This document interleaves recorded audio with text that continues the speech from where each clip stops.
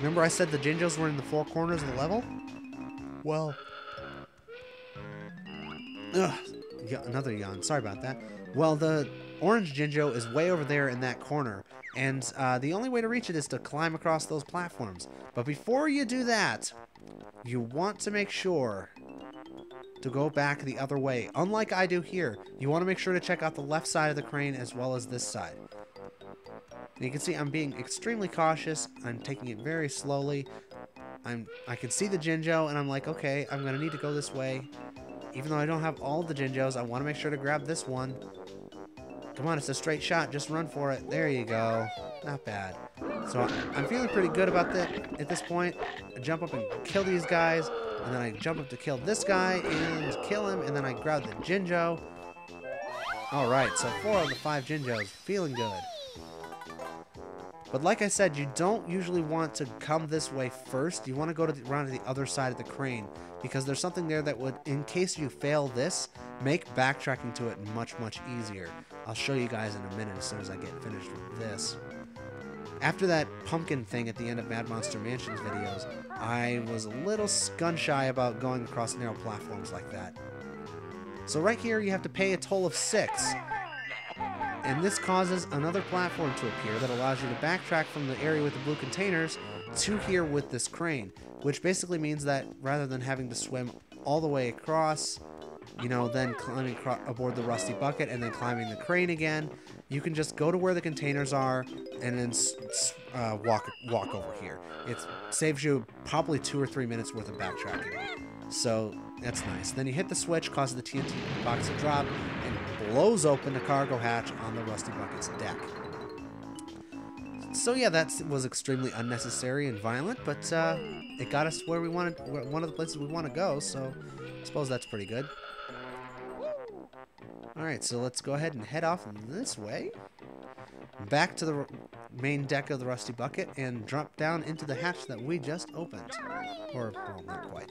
I'm going to drop down near the hatch that we just opened and then follow it there.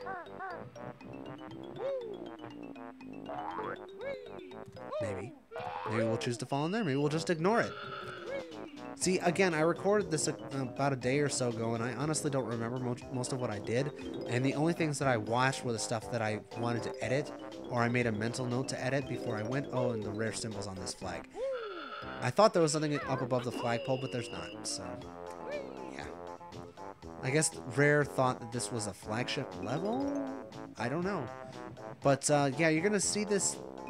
There are a few notes back here, but you're going to see this throughout this level, is that there are points where there are 2 air vents, one of which is an enemy, one of which is not, and you have to pick them. It's easy to tell which ones are the ones that are not enemies because they're black inside instead of a sort of smoky red color. And now this area, you're going to want to remember what's here, because that causes those propellers there to slow down in an area that we haven't reached yet. But you're going to want to make sure to do this before you go to that area, because otherwise you're not going to be able to finish it.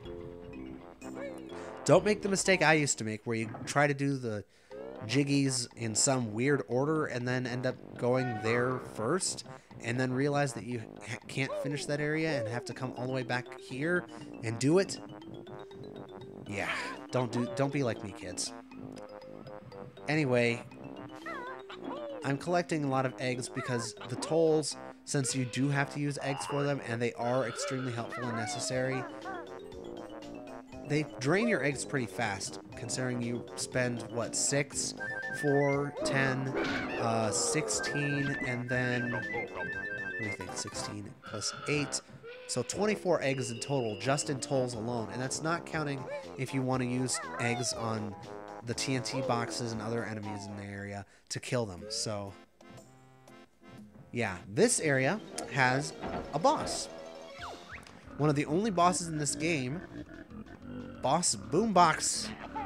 And he is not difficult at all. He's basically one of those TNT boxes, only he doesn't blow up. He's more like one of those, you know, those Russian dolls that kind of get smaller as you take them apart, or more appropriately, if you've played Super Mario Sunshine and you remember the manta ray in what is that? The beach level. where the hotel is. The sort of manta ray thing that splits. This is the same way. It splits the more you hit it. Sort of like, well, also like the asteroids and asteroids. The easiest way to kill these guys is with eggs because it keeps them at a distance. But you can also, if you run out of eggs like I did, the most effective attack to use is actually the jump attack or the roll. Because you can do it from a distance and then leap in and then back off. Because you don't want, if you get too close, they'll gang up on you, especially if there's a lot of them, and they'll just destroy you. Because again, there's no invincibility frames in this game, so if you get ganged up on, you can die very, very quickly. So you want to keep these guys at an arm's length, otherwise they're going to destroy you pretty quick. But yeah, this boss isn't very hard at all, and this is something that I like about a level that, you know, I like them having an in-level boss like this. It's something that I'm glad that they started doing more in Banjo Kazooie. Just the idea of each level having a separate Jiggy that's just a boss. But they really don't do that much in this game. I think this is one of the only ones that there really is, unless you count Conga. So yeah, we splintered him to pieces, turned him into, you know, kindling and matchsticks, and grabbed his Jiggy. We're up to 4 Jiggies now. And I can see from my recording that I'm actually 37 minutes into recording the post-commentary of this edited version of this episode, of this level, and all the episodes contained therein. And my guess is that that's just a little over halfway, so yeah. We're making decent progress, I suppose you'd say, but this is before any of the deaths that I get, so yeah, see, I noticed that little door right there, and I realized, oh wait, that's the entrance to the area that I'm thinking of. It's not on top of the smokestack at all. So I backtrack. No, I don't. I go inside. Never mind. Yeah, because see, I look and I'm like, oh, that's how you get in there. And so I backtrack to the top of the smokestacks to grab the Jiggy that's up there because I realized that it's actually up there instead of not being there. So yeah, 66 notes. We're not doing too badly. And these enemies, this is the first time I think we've seen one. They're kind of annoying, but they're not too annoying. They just kind of hop at you kind of sideways, and you just use your jump attack to pop them, and then they'll just kind of float away and drop some honeycomb for you. They're not bad, not as bad as the wall enemies. So this is the navigation room of the Rusty Bucket. It's actually fairly detailed, surprisingly enough. Even though there's very little in this area that actually does anything, it's kind of cool. There's some notes in here, there's a mumbo token, there's some eggs up there on one of those dashboards. It seems to me like some of the assets in this area could have been reused from a game like GoldenEye, but I haven't played GoldenEye, so I have no idea if they are or not. I just think it looks really cool. It looks very techy, like almost like an underground base or something. There's a neat little map on the wall of something that I'm not even sure what it is. It might be like an island.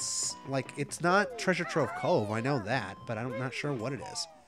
Maybe it's concept art for something, or maybe it was like a level plan. I don't know, for a level that never got made. Maybe, I don't know.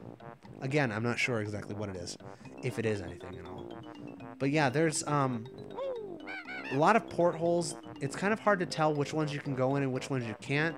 You kind of just have to get to know the way that the sprites look, and then figure it out by trial and error.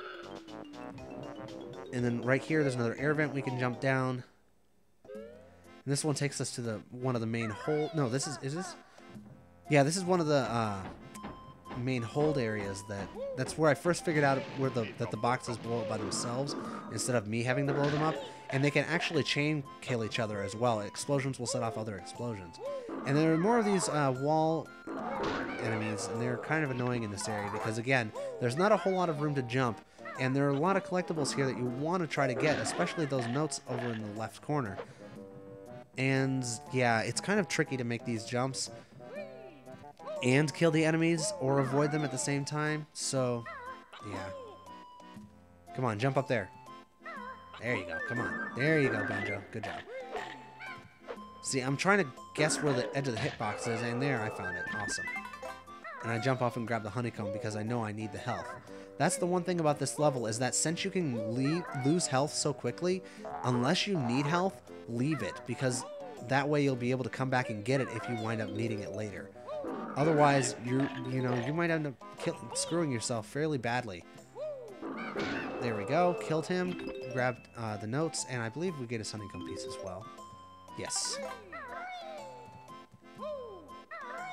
I feel so awkward having to commentate when I don't remember anything that I did. I feel like I'm commentating over somebody else's work.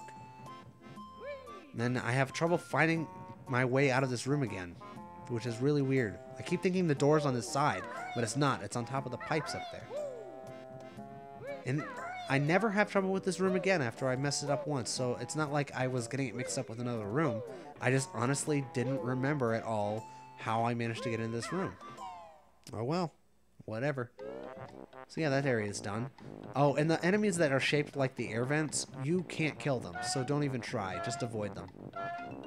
This one is guarding this porthole, so you're going to want to jump in from the side.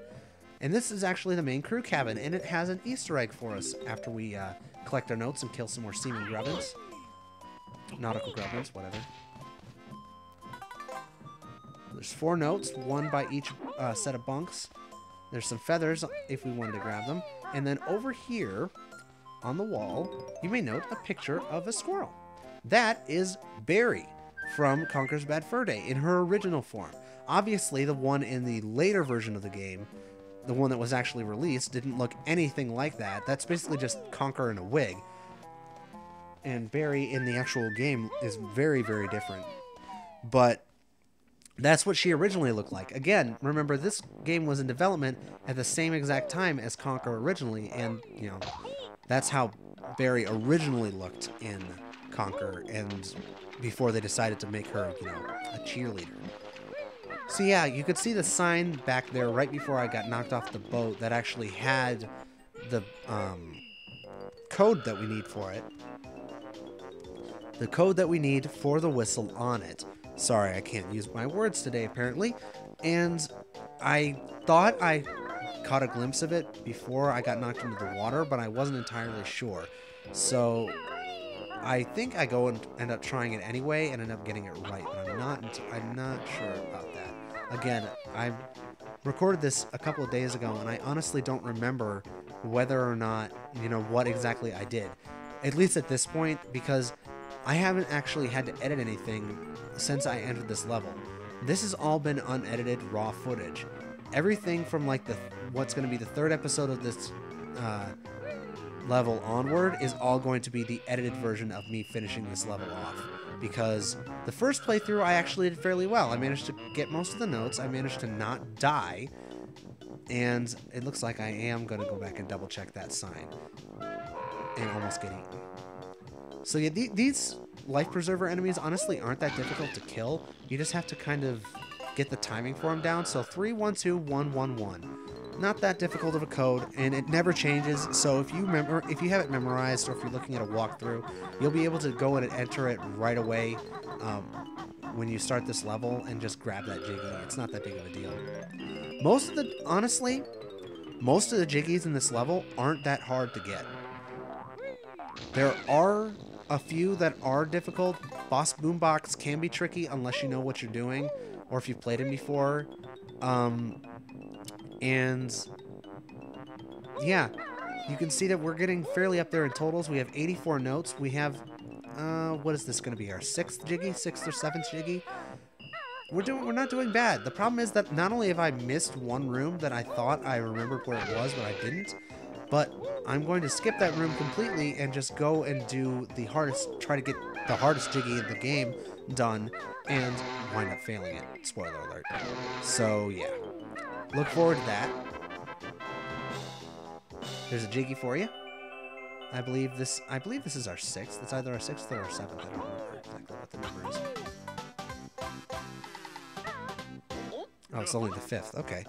So, oh yeah, because I haven't got the Jinjo Jiggy yet either. See, even then I was thinking that I got all the Jinjos, but I didn't. And I couldn't remember exactly how to. So I just thought, you know what? We've got a good total of notes. We got everything else. I'm going to go and try to get... Whoops. Nope, I'm going to get bit. I'm going to go and try to get that other Jiggy done. Because there's one room in this level that is the hardest room in this entire game. And honestly, I don't know exactly what the developers were thinking when they put this level together, aside from the fact that it would be really, really hard. But the thing is that the next level, level 9, isn't nearly as hard as this level is. It's difficult, certainly, but it's not nearly as hard. And there is no, like, one really bad Jiggy like there is in this level. This level has some Jiggies that are insanely easy to get, like the whistle, or the one that's just sitting there in the warehouse for you. Yeah, so, yeah. This is where I'm backtracking to get to the other smokestack to grab the Jiggy there. I almost jump off there, and I'm just like, oh, wow. Okay, so, yeah. I'm thinking now at this point that this is the time, because I'm feeling fairly confident. I've got plenty of Jiggies. I've got a fairly good amount of notes. I'm thinking, you know, maybe I can go and tackle that room, the one room. And I really can't. I am not in any way prepared for this room. And I will fail miserably right away. So, again, look forward to that. I'm thinking, again, this is where I was like, okay, I know there's another room here somewhere, because there's one more Jiggy that I'm missing. There's the Jinjo Jiggy, there's 2 Jiggies in the room, and then there's one more. And then I realized, oh wait, I haven't got the witch switch yet. There it is, all the way up on top of the, that's not the wheelhouse, I'm not exactly sure what that is there. But yeah, there's the witch switch. You have to jump on top from the top of the crane to reach it. It causes a Jiggy to appear in an area out, I believe it's out by the entrance, between the entrance of Rusty Bucket Bay and Mad Monster Mansion. But I'm not entirely sure. I'll probably pick it up in the next videos, or in the next, before the next level. So before level 9, we'll go around in the overworld and grab that Jiggy, as well as another one if I remember correctly. So yeah, this, most of the areas outside, I've actually cleared out all of the rooms. I thought that I'd missed one, but there's one room that I haven't gone to yet. Oh, there's actually 2 rooms that I haven't gone to yet, but they're not on the ship itself. So I cleared out the entire ship except for this area. This, my friends, is the engine room. The engine room of Rusty Bucket Bay is the hardest part of Banjo Kazooie, because it is an entire room filled with, aside from this little area that gets you one of our honeycomb pizzas, which is one of the only ones where I remember where it is. This room is full of moving platforms that are constantly shifting and moving, just like the clock tower in Mario 64. And below you is an instant death pit. There's a reason that this level is the hardest level in this game, and this room is it. There are 2 Jiggies here, one of which you have to get just by surviving this room, the other of which you have to get by going through it and then going back out of it again. And watch me fail without even getting past the second platform. Ba-dum, ba-dum, ba.